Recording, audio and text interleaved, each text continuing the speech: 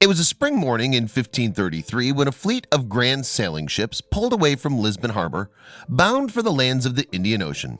They were laden with treasure and trade goods, which could be exchanged for the exotic spices of the East. One of the ships was the Bom Jesus, but nobody on board that day knew that this vessel and her crew would never be seen in Lisbon again. That voyage had set sail when King John III was on the Portuguese throne. He was known as the colonizer, and during his rule, Portugal greatly extended their colonial territories. He was noted for developing the country's lucrative trade in spices such as pepper, cloves, and nutmeg from countries such as India. Portuguese maritime expertise made this trade possible at a time when, for Europeans, places such as India, Zanzibar, and Mombasa were almost impossibly remote. The Portuguese traveled across the world thanks to their innovative navigational skills and their sturdy ships called naus, or carracks in English. Carracks were ocean-going vessels equipped with 3 or 4 masts. The Portuguese had developed these ships through the 15th century as their explorations took them further south down Africa. As the distances traveled grew, the need for bigger vessels that could stand up to ocean storms became more pressing. When trade with far-distant lands became more common in the 16th century, the mighty carracks came into their own. The Bom Jesus carrack that left Lisbon on March 7, 1533, was captained by Dom Francisco de Noronha and owned by King John himself. It would have carried some 300 souls. These would have included sailors, priests, merchants, soldiers, and slaves. The ship's 15-month journey plan would have seen it sail down Africa's west coast before rounding the Cape of Good Hope to travel onward to India and other eastern destinations. Eventually, those on the ship would have spotted the coast at the edge of the Namib Desert in modern-day Namibia. The ship would have been driven perilously close to the coastline until disaster struck when it hit rocks near the beach and sank. And there it would remain in its watery tomb for 5 centuries. But the Bom Jesus would never reach its destination. Instead, it was caught in a powerful storm as it sailed down Africa's coast, some 4 months after it had set off. As best as historians can piece together the story, it seems the unfortunate ship may have been pushed hundreds of miles back north up the African coast. Jump forward to 2014. The coast where the Bom Jesus was shipwrecked is now part of a restricted area of Namibia called the Sperrgebied, German for Forbidden Zone. It has that name because of what lies among the desert sands and rocks there: diamonds. Furthermore, this incredibly rich diamond mine is owned by a partnership between mining company De Beers and the Namibian government. In April 2008, a De Beers geologist was prospecting along the coast of the Sperrgebied. A strange rock, spherical in shape, caught his eye. Picking it up, he realized that he had in his hands an ingot of copper. Incredibly, this ingot had the trident-shaped mark of one of the most prominent European financiers of the 16th century, Anton Fugger. The ingot was of the type used in exchange in the spice trade.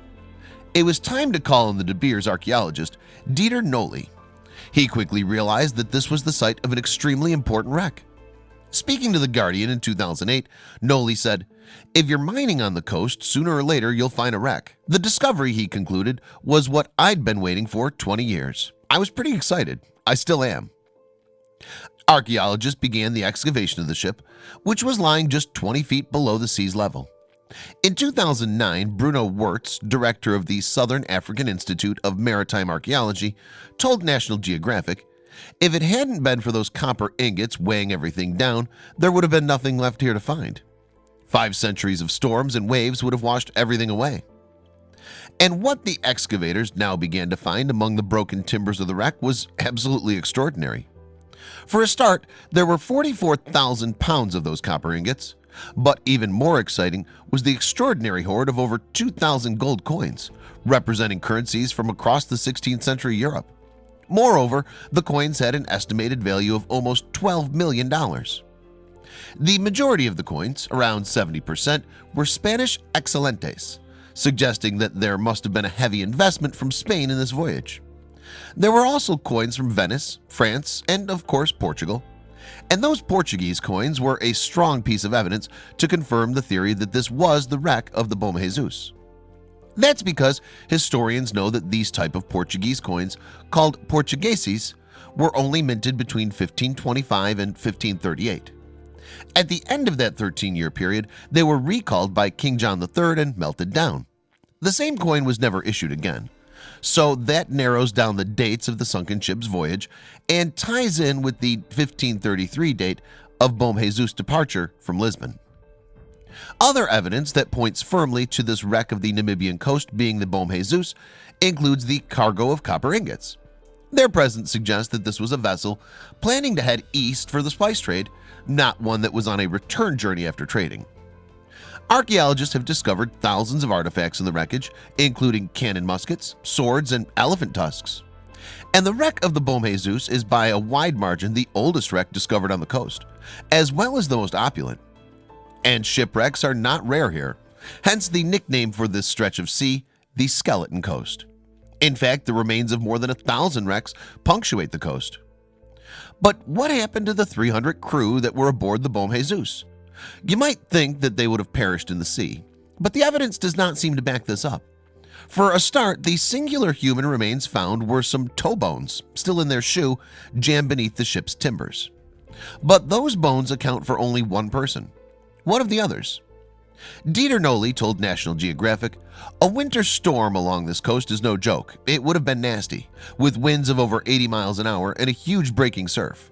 Getting ashore would have been just about impossible."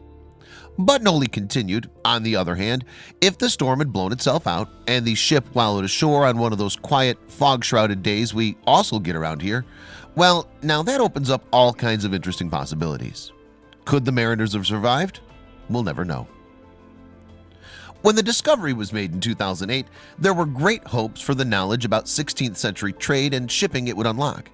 But unfortunately, the wreck and its artifacts have languished ever since at a De Beers building in the National Diamond Field. Meanwhile, the gold coins are in a vault at the Namibian capital, Windhoek. The Namibian government say they don't have the funds to properly preserve, research, or display the finds. We can only hope that a solution will soon be found to this frustrating impasse.